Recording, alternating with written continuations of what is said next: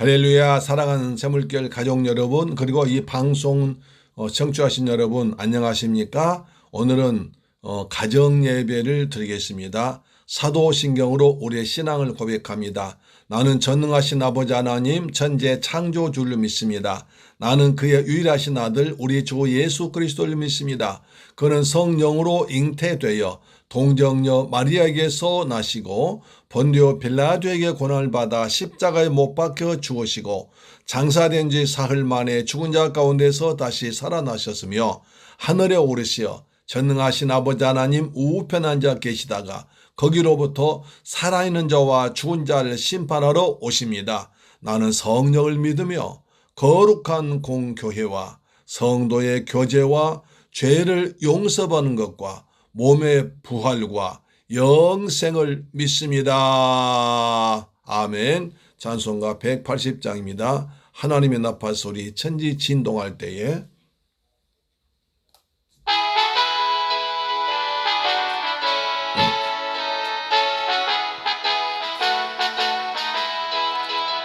하나님의 나팔 소리 천지 진동할 때에 예수 영광 중에 구름 타시고 천사들을 세계 만국 모든 곳에 보내어 구원 얻은 성도들을 모으리.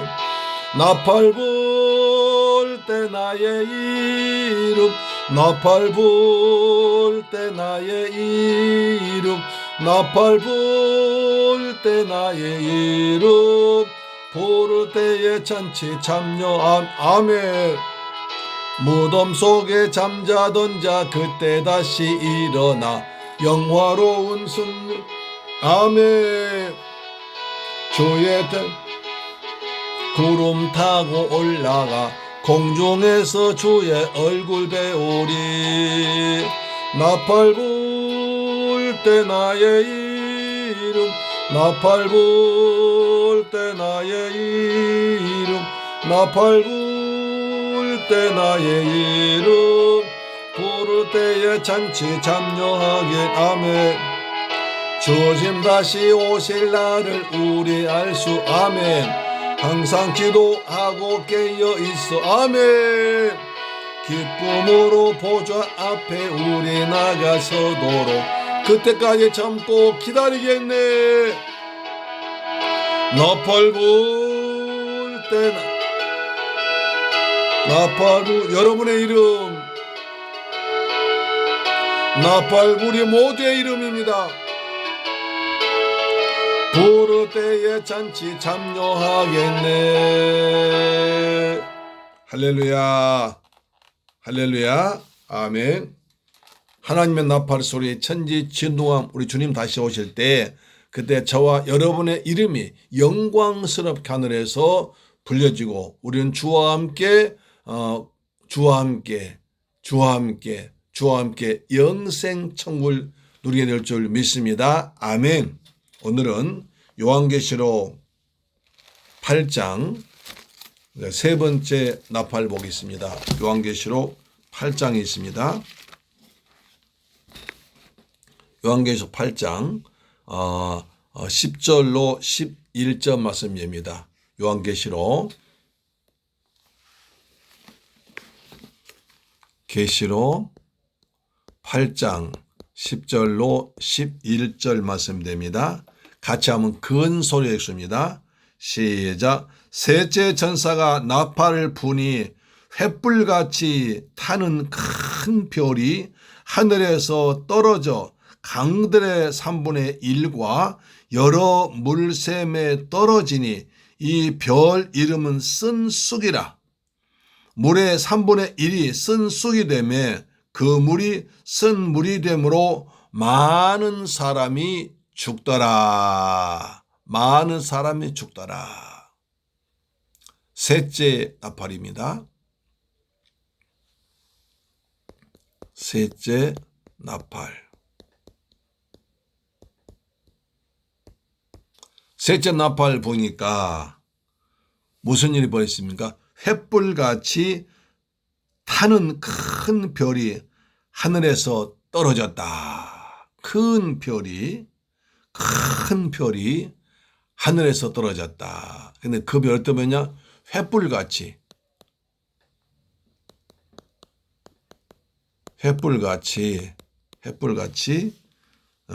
타는 큰 별이 하늘에서 떨어졌더라. 떨어진다. 진이 3분의 1이 이제 스물이 되고, 그리고 사람들이 죽는 일이 발생합니다. 이것은 뭘 말할까요? 요한계시록 8장 10절부터 나오는 셋째 나팔 보니까 횃불같이 타는 큰 별이 하늘에서 떨어지는 광경이 나타났습니다. 이것을 뭘 말할까? 여러분, 성경에서 별은 뭘 말한가요? 여러 가지 규명해야 할 일이 있습니다. 성경에서 별 하면 우선 예수님을 생각하죠. 광명, 새벽별 그렇죠. 그런데 그 성경에서 용도가 다양하게 사용됩니다. 별이라고 해서 무조건 예수님만 떠올리면 해석에 큰 혼란이 올 수 있습니다. 그래서 성경 해석 만든 문장과 문장 사이에서 또는 그 책이 어느 위치에 있는지, 무엇을 말하는지, 무엇이 주제인지 그것을 알고 있었어야지 성경에서 별은 예수님이야 라고 하면 물론 맞기도 하지만 그러나 굉장히 많은 경우에 있어서 엉뚱한 오해를 살 수 있습니다. 그래서 꼭 신구약 전체 앞뒤 문단 그 책 속에서 전체를 보고 이제 해석해야 무리가 생기지 않고 제대로 하나님께서 우리에게 주신 말씀을 해석할 수가 있습니다. 그래서 여기서 이 별의 의미를 좀 더 깊이 보기 위해서는 성경을 좀 봐야 됩니다. 이사야서 14장입니다. 이사야 14장 여러분 잘 아는 말씀이니까요. 14장 12절로 15절 말씀 보겠습니다. 12절로 15절 말씀 보겠습니다. 이사야 14장 12절로 15절 읽습니다. 시작. 너 아침의 아들 계명성이여 어찌 그리 하늘에서 떨어졌으며 너 열구 높은 자여 어찌 그리 땅에 찍혀졌는고.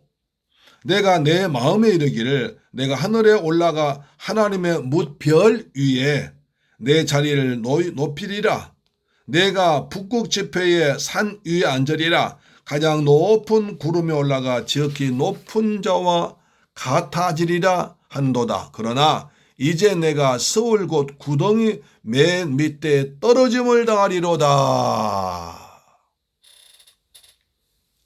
여기에서 별이 떨어지는 광경이 나오는데 그 이름은 계명성 또는 새벽별이라고 있습니다. 별이 가장 밝게 발날 때가 새벽입니다. 그렇죠. 새벽에서 별이 가장 밝게 빛나고요.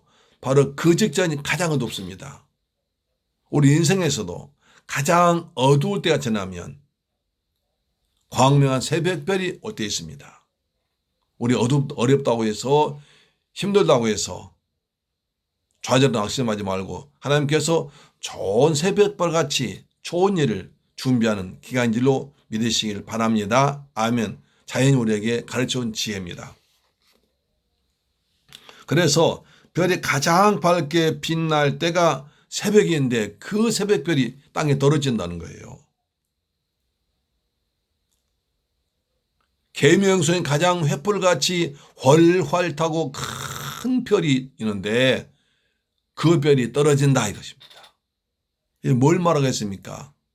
지난 시간에 본 바와 같이 구약에서 바벨론을 상징합니다.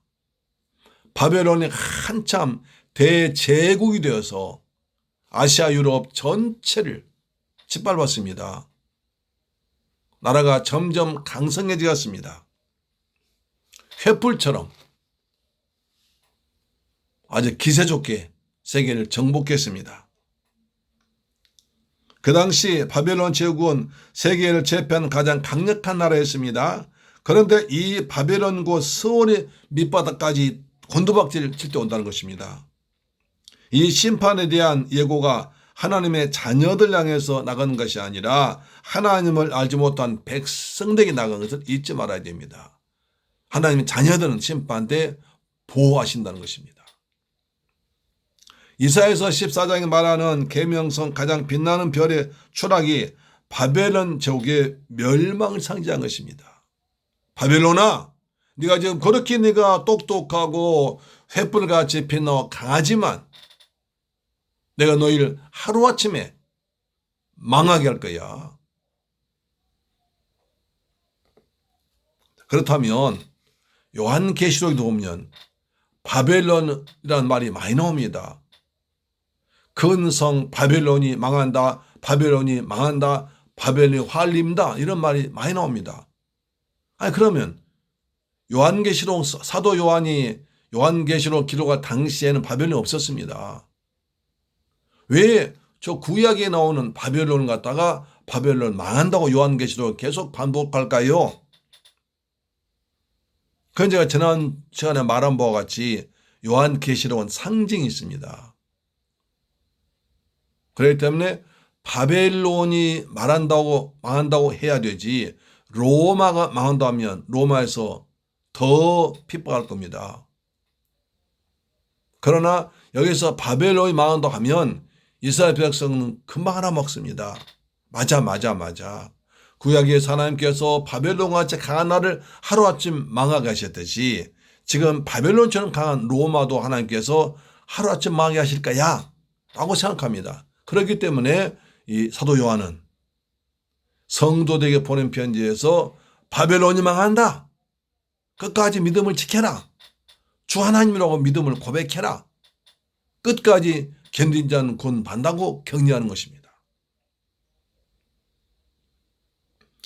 이사야 14장에서 말한 계명성 가장 빛난 별의 추락이 바벨론 상징한다면 지금 사도 요한이 이 환상을 볼 때에 가장 큰 별은 가장 강력한 백군국가, 세계를 지배하는 국가 로마입니다. 하나님의 백성인 신약교회의 성도들 철군 통찰에 신음하게 만든 슈퍼 파워 로마 제국을 말하고 있습니다. 바벨론이 하늘에서 곤두박질 당한 것처럼 이 로마 제국도 곤두박질할 것을 예언한 것입니다. 하나님께서 예언한 대로 그렇게 강하고 절대 망할 것 같지 않던 로마도 하루아침에 망해버리고 나눠지고 찢어졌습니다. 또 쓴쑥이 있습니다. 자, 쓴쑥은요. 8장 11절 보십시오. 이 별 이름은 쓴쑥이라. 그 별 화탄 아주 강하게 뜨겁게 빛나던 큰 별이 떨어졌네. 그것도 쓴쑥이라고 그럽니다. 이 별 이름은 쓴쑥이라. 물의 3분의 1이 쓴쑥이 되매 그 물이 쓴물이 되므로 많은 사람이 죽더라. 쓴 것이 좀 조금만 쓰면 먹을 수 있지만 약이 되지만 너무 쓰고 독하면 사람이 독해서 죽습니다. 이 별 또한 쓴쑥이라 불렀는데 우선 성경 전체에서 쑥이 어떻게 사용되느냐를 알면 됩니다. 따라서 여기도 구약 성경을 봐야 답이 나옵니다. 제가 계속 말씀드리지만 신약은 구약을 알아야 되고 또 구약은 신약에서 밝혀집니다. 그 다음에 또 특히 요한계시록은 성경 맨 마지막 책이기 때문에 65권 다 알아야 되는데 그중에 많은 상태가 많은 상징과 그리고 그림이 구약 성경 선지서를 많이 이용하고 있습니다. 구약을 알아야 요한계시록 알 수 있는 것입니다. 자, 신명기 29장 17절 이렇게 말합니다.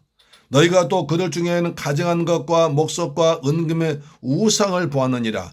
너희 중에 남자나 여자나 가족이나 집하나 오늘 그 마음이 우리 하나님 여호와를 떠나서 그 모든 민족의 신들에게 가서 섬길까 염려하며 독초와 쑥의 뿌리가 너희 중에서 생겨서 이 저주의 말을 듣고도 심중에 스스로 복을 빌어 이르기를 내가 내 마음이 완악하여 젖은 것과 마른 것이 멸망할지라도 내게는 평안이 있으리라 할까 함이라. 신명기 29장 17절 19절입니다.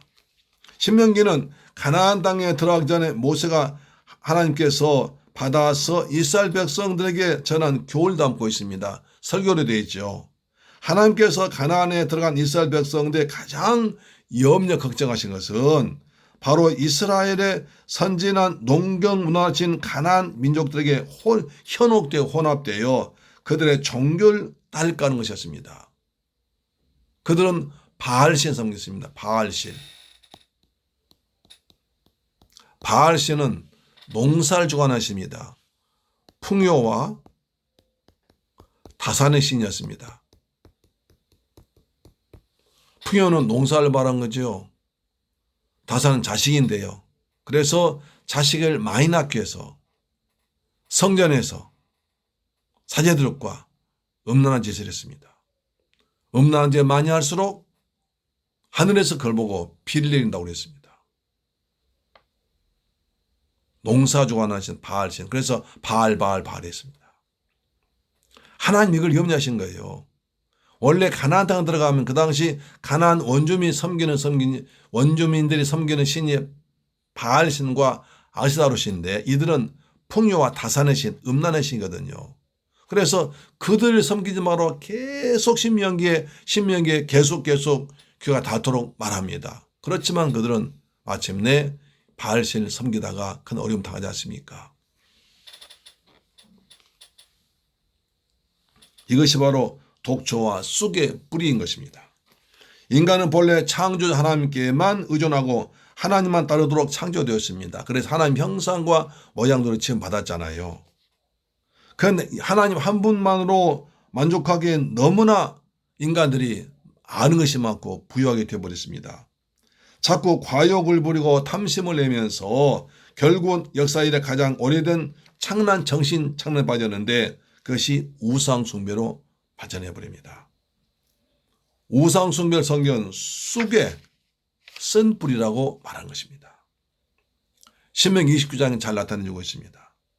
하나님을 떠나 상실한 마음으로 전락한 인간의 자기 기만의 극치를 보여주는 것입니다.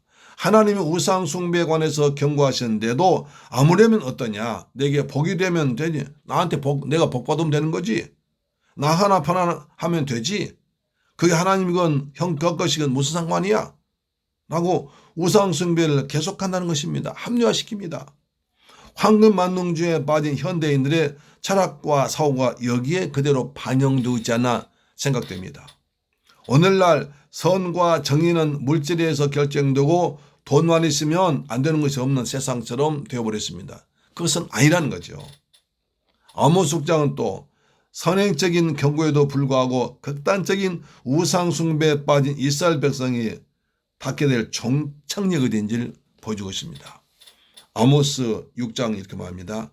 말들이 어찌 바위 위에서 달리겠으며 소가 어찌 거기서 밭 갈겠느냐. 그런데 너희는 정의를 쓸개로 바꾸며 공의의 열매를 쓴 쑥으로 바꾸며 허무한 것을 기뻐하며 이르기를 우리는 우리의 힘으로 뿔들 취하지 아니하느냐 하는도다. 만군의 하나님 여호와의 말씀이니라. 이스라엘 족속아 내가 한 나라를 일으켜 너희를 치리니 그들이 하맛 어귀에서부터 아라비아 시내까지 너희를 학다리라 하셨느니라.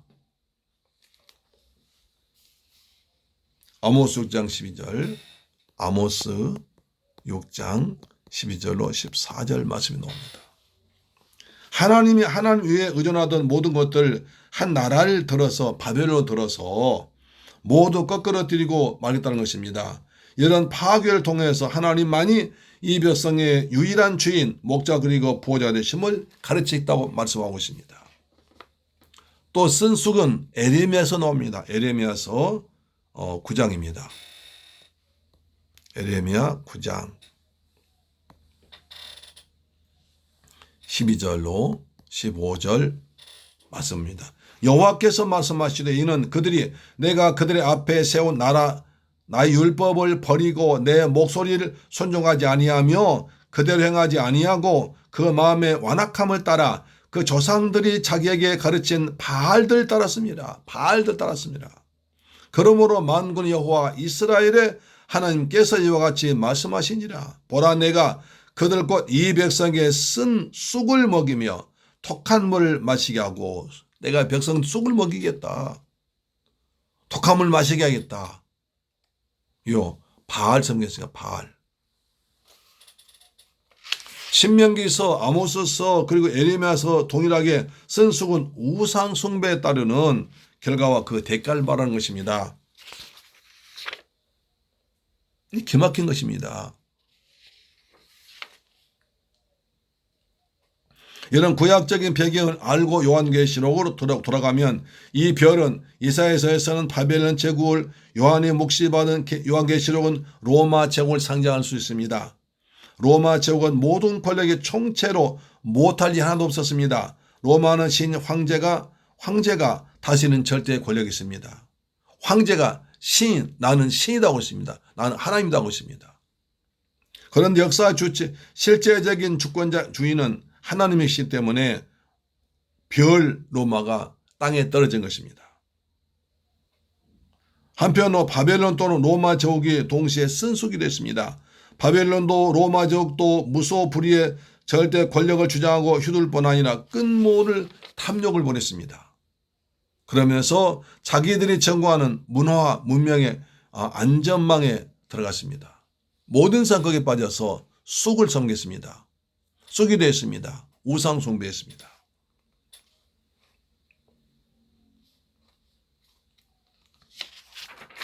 자, 예수를 믿는다는 고백 하나로 능력이 나타나기도 하지만 정작 중요한 것은 그 동기입니다. 예수를 왜 믿냐는 것입니다. 수많은 사람이 주일마다 예배당에서 예배를 드립니다. 하나님을 찬양하고 간절히 부르짖어 기도하기도 합니다. 겉으로는 다 같이 보이지만 마음의 동기, 예수를 믿는 동기는 다를 수가 있습니다. 어떤 이유로 예수를 믿냐는 겁니다. 어떤 이유로 예배 드리냐는 것입니다. 내 이익을 예수의 이름으로 포장해도 그것은 우상숭배입니다. 얼마든지 쓴 쑥이 우리 안에서 만들어질 수 있다는 사실입니다. 이게 무서운 일입니다. 굉장히 두려운 일입니다. 탐심은 우상숭배로 발전하는데 골로새서 3장에서는 탐심은 곧 우상숭배라고 말하고 있습니다.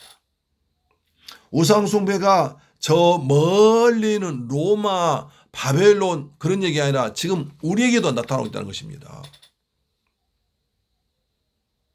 우상숭배 중 가장 무서운 우상숭배는 자기 과신, 자기 합리화입니다. 하나님은 깨어져 박살난 사람을 쓰지 승승장구한 사람을 쓰지 않습니다. 예수님이 자기를 3번이나 욕한 부인한 베드로에게 내가 날 사랑하느냐고 물으셨을 때 베드로는 근심하며 대답했습니다. 내가 주께서 아시나이다. 사랑하는 여러분, 우리는 신앙생활하면서 어떤 동기로 예수를 믿고 있습니까? 내가 잘 되고, 내가 복을 받고, 내가 만물질을 얻고, 내 자식이 잘 되고, 물론 그럴 수도 있지만, 또 그래야 되지만, 그것이 내가 예수 믿는 동기는 아닙니다. 예수님은 날 위해서 십자가에서 피 흘려 죽으시고 날 죄에서 구원하셨기 때문에 그 구원에 감사해서, 구원의 기쁨으로, 구원의 감격으로 예배를 드리고 찬양을 하고 헌신하고 봉사하고 헌금하고 성도로 삶을 사는 것입니다. 할렐루야, 아멘. 자, 그래서 바벨론이나 로마 제국이 이 땅에 없다고 해서 우상 숭배 위험성이 없어진 거 아닙니다. 바알신 없어진 거 아닙니다. 우리가 때로는 겸손의 탄까지 써가면서 가장하고 나를 내세우며 자기 만족에 빠져 사는 존재일 수 있습니다. 자기 연민에 빠질 수 있습니다. 자기 사랑 빠질 수 있습니다. 말세는 자기 사랑이 가장 큰 징조입니다. 우리는 주님만이 나의 주권자시고 내가 그분의 통찰에 순복할 때 진정한 행복이 있음을 잊지 말아야 됩니다.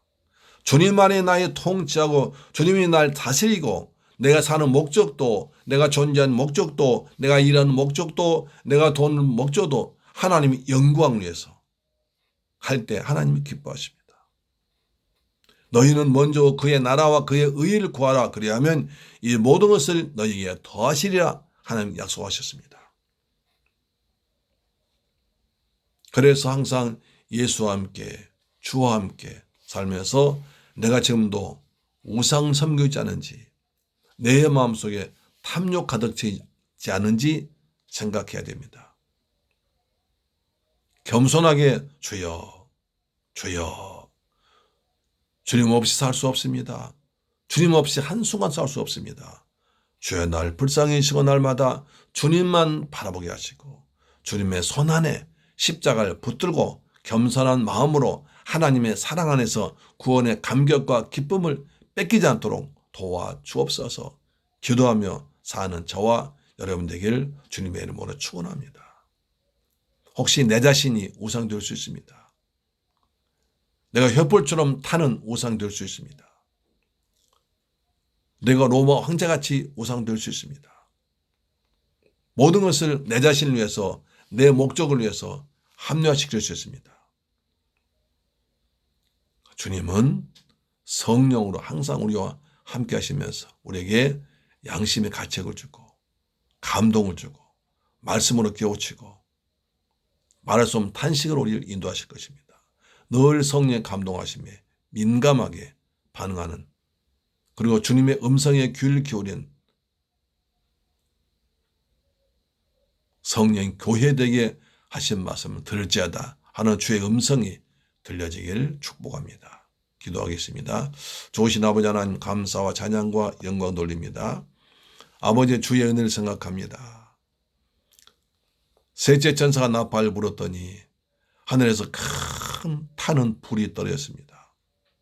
별이 떨어졌습니다. 그것은 바로 바빌론이었고 로마 제국이었습니다. 세계를 지배하는 나라들이었습니다. 우리는 혹시 내가 세계 제일이다, 내가 최고다 하는 마음으로 살아가지 않는지 늘 겸손하게 자신은 돌아오며 낮추며 사는 거룩한 죄 백성들 되게 하여 주옵소서. 주님만이 나의 주, 나의 왕, 나의 하나님이십니다. 주님은 나의 모든 것입니다. 모든 것을 주께 드리면서 감사함으로 사는 거룩한 백성들 되게 하여 주옵시며 날마다 구원의 기쁨과 구원의 감격으로 살아가도록 인도하여 주옵소서. 우리 주 예수 그리스도 이름으로 기도드리옵나이다. 아멘. 주 기도 마치겠습니다. 하늘에 계신 우리 아버지여, 이름이 거룩히 여김을 받으시오며 나라의 임하옵시며 뜻이 하늘에서 이룬 것 같이 땅에서도 이루어지이다. 오늘날 우리에게 일용할 양식을 주옵시고 우리가 우리에게 죄 지은 자를 사하여 준 것 같이 우리 죄를 사하여 주옵시고 우리를 시험에 들게 하지 마옵시고 다만 악에서 구하옵소서. 대개 나라와 권세와 영광이 아버지께 영원히 있사옵나이다. 아멘. 할렐루야. 아멘. 여러분, 오늘 또 가정예배를 승리하셨습니다. 아멘. 하나님께서 여러분 보실 때 얼마나 기뻐하실까요? 이렇게 하루 종일 추운 날씨에 고생하고 와서 다시 집에 돌아와서 가정 재단 쌓는 여러분 모습이 하나님께 정말 아름다운 모습으로 보이셔서 여러분을 사랑하시고 주님의 품에 품어주시고 여러분 기도에 귀를 기울이시사 응답을 줄 믿습니다. 가정 재단 쌓는 곳마다 아브라함의 축복이 임하기를 축원합니다. 아멘. 우리 한번 잠시 또 기도하십시다. 오늘 보니까 코로나 환자가 400명대 이하로 떨어졌습니다. 어제도 그리고 오늘도 그랬는데 우리나라 참 좋은 나라입니다. 그렇죠. 여러분, 대한민국 최고 좋은 대한민국입니다. 이제 점점 더 떨어져서 코로나가 우리 일상을 방해하지 않도록 하나님 도와주옵소서. 우리나라 정치가 안정되게 하시고 경제가 빨리 회복되도록 아버지 도와주셔서 우리 백성 살아가는데 일자리가 많아지게 하시고 그래서 자기 능력을 발휘하고 자기 소재를 잘 개발하고 보람찬 삶을 살도록 아버지 도와주옵소서. 새물교회 성도들 하나님 은혜 가운데 살게 하시고 이 어려울 때 믿음으로 지키도록 도와주옵소서. 기도하십시다. 살아계신 내 아버지 감사 찬양과 영광 돌립니다. 주는 그리스도시요 살아계신 하나님 아들이십니다. 예수님이 나의 왕, 나의 하나님, 나의 주님임을 믿습니다. 아버지 하나님께서 바벨론을 로마를 무너뜨렸습니다. 별처럼 빛나고 세계를 지배했던 로마도 하나님께서 던져버리셨습니다. 우리는 절대 교만하지 않게 하시고 교만치 않게 하시고 날마다 겸손하게 살아가도록 도와주옵소서. 날마다 주님의 은혜로 살아간 복되고 복된 샘물길 가족 이 방송 듣는 분들 되게 하시사 주의 은혜로 주님의 사랑으로 주의 감사로 살아가는 삶이 되어서 날마다 이 땅에서 하늘나라 기쁨을 맛보며 살아가도록 도와주옵소서. 예수님의 이름으로 기도드립니다. 아멘. 할렐루야.